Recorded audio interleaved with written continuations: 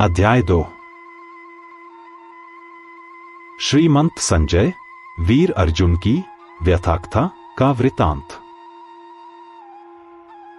राजा धृतराष्ट्र से आगे इस प्रकार से सुना रहे हैं। श्लोक 1। सांख्ययोग। संजय उवाच। तन् तथा करिप्याविष्टमश्रुपूर्णाकुलेक्षणम् विषीदन्तमिदं वाक्यमुवाच मधुसूदन। संजय बोले, हे राजन, इस प्रकार इस क्षण दया धर्म की प्रतिमूर्ति बने, मन और तन से मलिन व पीड़ित, आंसू छलकाते चिंता निमग्न, सूर्य की भांति नीचे गए हुए वीर अर्जुन को मधुसूदन संबोधन कर रहे हैं। विमोहित व न्यायप्रिय वीर अर्जुन। श्लोक 2। श्री भगवानुवाच। कुतस्त्वा कश्मलमिदं विस्मय समुपस्थितम् अनार्य जुष्टुमस्वर्ग्यम कीर्तिक्रम अर्जुन। हे अर्जुन, यह मलिनता, उदासीनता, पराजय का आभास सा कराती थकान व मूर्छा, सब अनियमित, असमंजस व अशोभनीय मुद्राएं, भाव विचार कैसे और किस प्रकार तुझ में घर कर गई, क्योंकि न तो ये सब कीर्ति, स्वर्ग और न किसी तरह का आनंद ही देने वाली है। श्लोक 3। क्लैब्यम मासम गमः पार्थ नैतत्वयुपपद्यते क्षुद्रम हृदय दौर्बल्यम त्यक्त्वोत्तिष्ठ परंतप।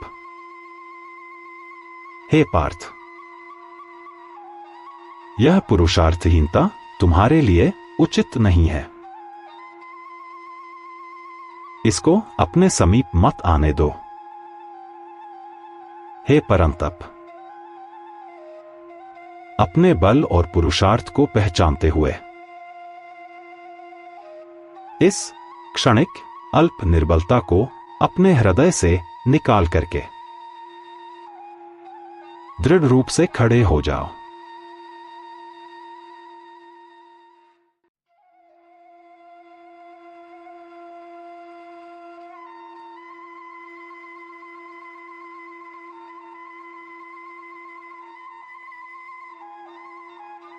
श्लोक 4। अर्जुन उवाच। कथम भीष्मः संख्ये द्रोणं च मधुसूदन इषुभ्यः प्रत्योत्स्यामि पूजार्हावरिसूदन। वीर अर्जुन बोले, हे मधुसूदन, मुझे बतलाइए कि मैं भीष्म पितामह और द्रोणाचार्य के विरुद्ध रणभूमि में कैसे बाण चलाऊं। हे अरिसूदन, दोनों ही पूजनीय है। श्लोक 5। गुरुन् हत्वा हि महानुभावान् श्रेयो भोक्तुं भैक्ष्यं पीह लोके हत्वार्थ कामांस्तु गुरुन्येव भुंजीय भोगान रुधिर प्रदिग्धान। हे मधुसूदन, महानुभाव गुरुजनों की हत्या करके अगर मैं विजयी हो भी गया तो ऐसा राज्य प्राप्त करके उनके लहू से सन्ना हुआ। इस लोक में अर्थ काम इत्यादि राजशाही ठाठ बाट विषय भोगों में ही तो लिप्त होऊंगा। फिर गुरुजनों की हत्या करने से श्रेयस्कर व न्यायोचित तो यही होगा कि मैं भिक्षा के अन्न से ही अपना जीवन यापन कर लूं। श्लोक 6। न चैतद विद्मः कतर्नो गर्यो यद्वा जयम यदि वा नो जयो यानेव हत्वा न जिजीविषामस तेव स्थिताः प्रमुखे धार्तराष्ट्रा। और फिर हम यह भी नहीं जानते कि युद्ध करना या न करना, इन दोनों अवस्थाओं में कौन सी अवस्था श्रेष्ठ है। और चूंकि यह भी अनिश्चित ही है कि वो हमें जीतेंगे या हम उनको जीत लेंगे, इसके अलावा भी वो सगे संबंधी धृतराष्ट्रपुत्र जो युद्ध में हमारे सामने खड़े हैं, उनको मारकर शायद हम जीवित भी न रहना चाहें। श्लोक 7। कार्पण्य दोषोपहत स्वभाव पृच्छामि त्वां धर्म सम्मूर्चेता यच्छ्रेयः स्यान्निश्चितं ब्रूहि तन्मे शिष्यस्तेह शादी मात्वा प्रपन्नम। मंद दुर्बल बुद्धि दोष के कारण उत्पन्न स्वभाववश व धर्म के विषय में आकस्मिक चेतना पैदा होने से मैं भ्रमित हो गया हूं, इसलिए मैं आपसे पूछ रहा हूं। कृपया करके मुझे आदेश दें, बतलाएं,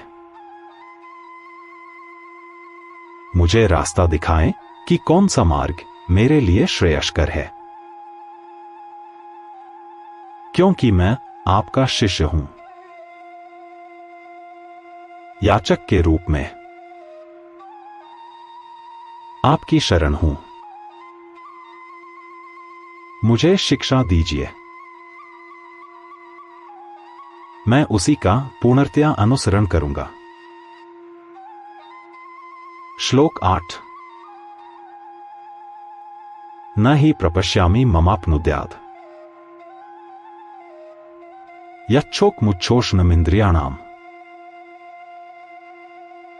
अवाप्य भूमावस्पत्नमृद्ध राज्यं सुराणांपि चाधिपत्यम। अगर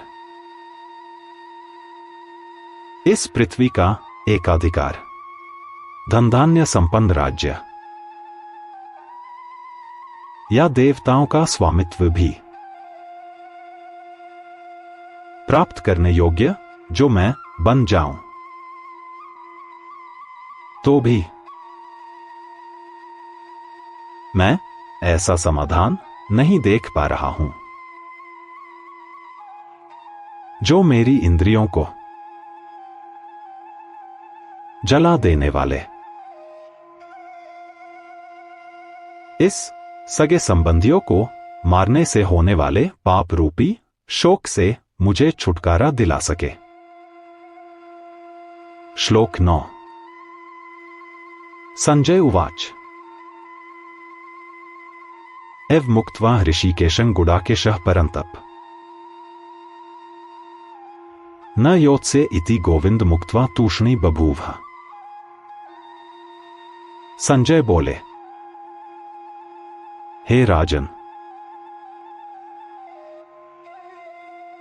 गुडाकेश ने ऋषिकेश भगवान को उपरोक्त तथाकथित उपदेशात्मक व ज्ञानवर्धक वचन कहे तत्पश्चात मैं युद्ध नहीं करूंगा। श्री गोविंद भगवान से ऐसे वचन कहते हुए चुपचाप युद्ध से उदासीन मुंह मोड़कर एकदम शांत बैठ गए हैं। श्लोक 10। तमुवाच ऋषिकेशः प्रहसन्निव भारत सैन्योरुभयोर्मध्ये विषीदन्तमिदं वचः।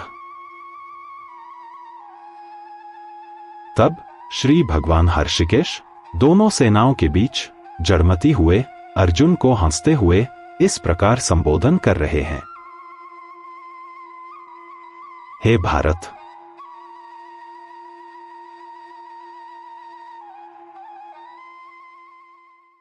श्री गीता ग्रंथ से ऊर्जा पाएं, अपने आप को जीवंत रखें। इसके प्रचार प्रसार में सहयोग करें। लाइक और सब्सक्राइब करना न भूलें।